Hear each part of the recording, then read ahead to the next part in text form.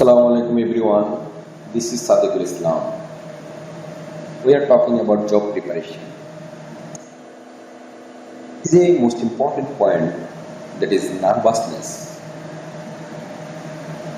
আমরা বিশেষ করে জব ইন্টারভিউর ক্ষেত্রে অনেক ক্যান্ডিডেট দেখি সে আসলে জানে বা ভালো ক্যান্ডিডেট, ভালো দক্ষতা আছে, যোগ্যতা আছে, অভিজ্ঞতা আছে, কিন্তু বোর্ডে এসে নার্ভাস ফিল করে, জানা জিনিস বলতে পারে না। তবে নার্ভাসনেস দোষের কিছু না, নার্ভাসনেস নেই বা কোনো কালে ছিল না এরকম কোনো ব্যক্তি নেই। আমি নিজেও প্রথম যখন বক্তৃতার মঞ্চে দাঁড়াতাম দুই এক কথা বলার জন্য, হাত পা কাঁপত, মনে মনে ভাবতাম 10টা পয়েন্ট বলবো, 2-3টা বলার পরে ভুলে যেতাম আর কি জানি বলবো। প্রথম হাতে করে ছোট্ট স্লিপে করে পয়েন্ট লিখে নিয়ে যেতাম। লেখা পয়েন্ট হাতে থাকার পরেও দেখা যাচ্ছে যে 10টা পয়েন্ট নিয়ে কথা বলবো প্রিপারেশন ছিল, 3টা 4টা বা 5টা বলার পরে আর বলতে পারিনি। প্রত্যেক ব্যক্তির নার্ভাসনেস থাকে, কিন্তু সেটাকে ধীরে ধীরে এবং it's a matter of practice and matter. আপনি যদি কনফিডেন্ট হন, নিজকে ইজি থাকেন, নিজকে নিজে ইজি রাখেন, তাহলে নার্ভাসনেস আস্তে আস্তে কমে যাবে। এই নার্ভাসনেসটা অনেক সময় ফেলিউরের অন্যতম কারণ হয়ে দাঁড়ায়, সাকসেস আনতে পারে না। সুতরাং এটাকে দূর করা উচিত। সিমটমস উল্লেখ করছি। Actually, it depends on type of anxiety disorder, but general symptoms is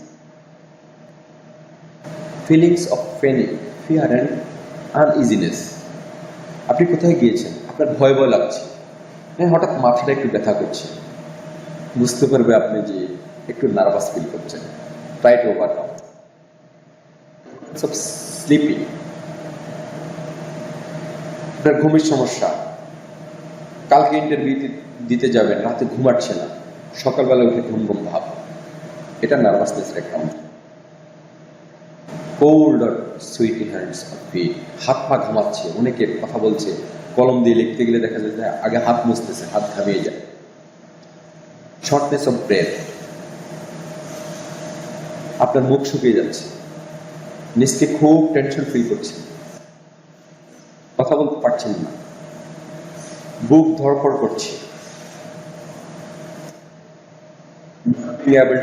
steel and clean, অস্থির লাগছে, শান্ত থাকতে পারছে,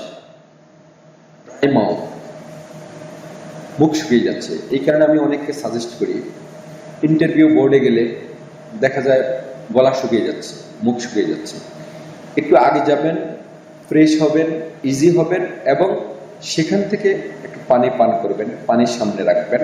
আপনি যেখানেই যান সেখানে যদি চান যে আমি একটু পানি খাবো, পানি চাইলে যে কেউ সেখানে পানির ব্যবস্থা করে দেবে। tingling in the hands or feet, হাত পায়ে কেমন যেন অনেক সময় ভাইব্রেশনের মতো লাগে। ভমিটিং, অনেক সময় কোথাও বসলে বা কোনো প্রিপারেশন নিয়ে গেলে, পরীক্ষার হলে গেলে, ইন্টারভিউ দিতে গেলে বমি ভাব লাগে। মাস্কেল টেনশন, হাতের মাস্কলে অনেক সময় নড়াচড়া হয়, একটু ফুলে যায়। অ্যান্ড ফিটনেস, কোথায় আসলাম, কেন আসলাম, বিশ্বাসই হচ্ছে না, আদৌ যে কাজে আসছি সাকসেস হব কিনা, হতে পারবো কিনা, নিজের উপরে কনফিডেন্সের অভাব দেখা যায়। এই জিনিসগুলা নার্ভাসনেসের কিছু নমুনা। এই জিনিসগুলা মাথায় রাখবেন, এগুলা আপনার হতে পারে। আর এগুলা হলে কিভাবে ওভারকাম করবেন সেই প্রিপারেশনটা নিজেই আগে থেকে রাখবেন। আশা করি এতে দিন দিন আপনার নার্ভাসনেস কমে যাবে এবং কনফিডেন্স লেভেল বেড়ে যাবে, তাতে আপনার সফলতার সম্ভাবনাও বাড়বে। If you have any question, put in comments box, and for getting next update, subscribe my channel please. Thanks to all my followers and friends. Allah Hafiz.